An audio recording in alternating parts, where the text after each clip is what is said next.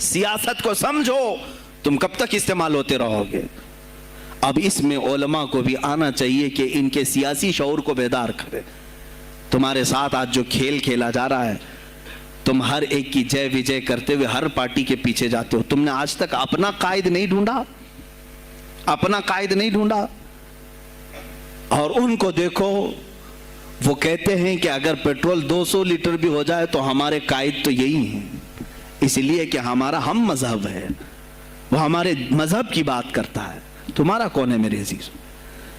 तुम किसी पर मुत्तफिक नहीं होते, और जो तुम्हारे लीडर हैं वो किसी और के पल्लू में छुपे हुए हैं, हाँ, किसी और की गोद में बैठे हुए हैं। जा जा करके ये सारे मुसलमानों को किसी और के यहाँ बेच करके आते हैं। ये सियासी शऊर बेदार करो। मुझे मालूम है मेरी ये बातों का सबसे ज्यादा एक्शन कौन लेगा, मुझे मालूम है। सबसे ज्यादा किसको खलबली मचेगी वो भी मुझे मालूम है। इसीलिए कि मैं उन सेकुलर पार्टियों के बारे में बोल रहा हूं जो चेहरा सेकुलर बता करके हम आप सबके वोट लेकर के चले जाते हैं, और फिर मुझे बताओ जिनको तुम अपना मसीहा समझ करके उनके पीछे जय जय करते घूमते रहते हो, तुम्हारे मजहब पर आज क्या हमले नहीं हुए हैं, क्या नहीं हुए? कश्मीर आज तक जल रहा है। कहां ये कांग्रेस, क्यों नहीं बात करती है जो पूरे मुसलमानों की मसीहा है? कहां है वो समाजवादी, वो बीएसपी, फलां फलां फलां जो पार्टियां जिनमें सब मुसलमान जाते हैं? क्या इनको इतना भी शऊर नहीं कि वो पार्लियामेंट में इसके खिलाफ बात करें, कहें कि ये मुसलमानों के साथ जुल्म हो रहा है, हम इनके वोट लेते हैं? नहीं बात करेंगे, ये सिर्फ और सिर्फ तुम्हें इस्तेमाल करते हैं। और इन्हें मालूम भी है हमने इन सबको खरीदा है, इनके लीडरों के मुंह में अपनी जुबान रखी हुई, ये कोई बोलेगा नहीं, इन्हें मालूम है। तुम्हें ये अंदाजा नहीं मेरे अजीजों, आज मैं बोलूं तो लोगों को तकलीफ होगी। कश्मीर के ऐसे हालात हैं, रो रहे हैं वहां पर। एक मौलाना है, मस्जिद के इमाम हैं, उन्होंने कहा, बाज़ाब्ता हल्फिया कहा नौजवान मेरे पास नमाज के लिए आता था, उसने ये कहा कि हजरत क्या सुसाइड करने की इजाजत है? कहा क्यों?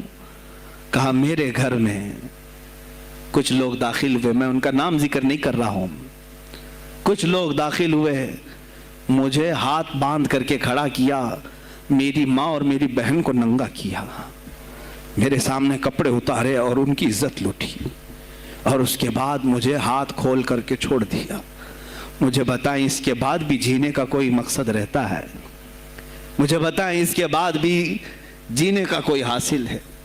ये सब तुम्हारे साथ भी होगा।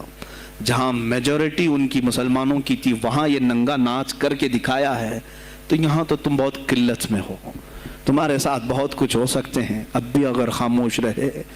इसीलिए मैं बार बार कहता हूं, उठो वो घर ना हश्र न होगा फिर कभी, दौड़ो के जमाना चाल अपनी चल गया।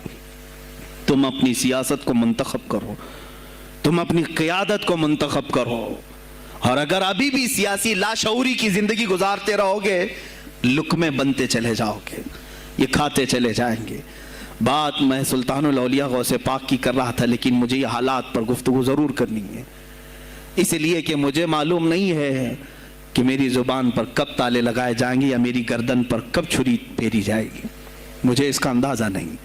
लेकिन ऐ मुसलमानों, तुम मेरी जात से उलझते हो तो उलझ जाओ, मुझे अगर ब्लेम करते हो, ताने मारते हो तो मार लो।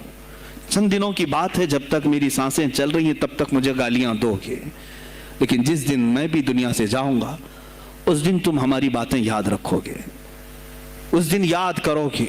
मुझे अपने बच्चों को यही बताना है कि अब वो दौर आया है जहां मिंबरों से भी बोलने में अब घबराहट है। लोग अपने खौफ के मारे ऐसे हैं कि अपनी रोजी रोटी के चक्कर में मेरे मुस्तफ़ा की गालियां सुनना बर्दाश्त कर रहे हैं। देता है देने दो ना, हमारा क्या बिगड़ता है? इस पोजीशन में तुम आए हो आज, तुम्हारा इमाम जब इतना बुज़दिल है तो तुम्हारे दिलों में कौन सा ईमान बाकी रह जाएगा? इसलिए शऊर पैदा करो। अगर औलिया की निस्बत तुम्हारे दिल में जरा बराबर भी बाकी है तो उठो मेरे अजीजों, आप क़यामत के दिन जवाब दे होंगे मेरे नबी सल्लल्लाहु ताला अलैहि वसल्लम की अजमत पर। आज जो हमले हो रहे हैं यह हमारी जिंदगी का सबसे बड़ा इश्यू है। आज मुतालबे करो, मांगो तो किस चीज को मांगो? बस ये है कि मेरी नबी की इज्जत सलामत रहे, मुझे दुनिया में और कुछ नहीं चाहिए। इतना मुतालबा तो कर सकते हो, اتنا مطالبہ کروں اور پھر دیکھو میرے مصطفیٰ کی طرف سے انعام کیا ملے گا، اللہ کی طرف سے انعام کیا ملے گا۔ ارے وہ مرد قلندر جو پاکستان میں ابھی شہید ہوا، کس بات کا اعلان کرتا تھا، کس کو پکارتا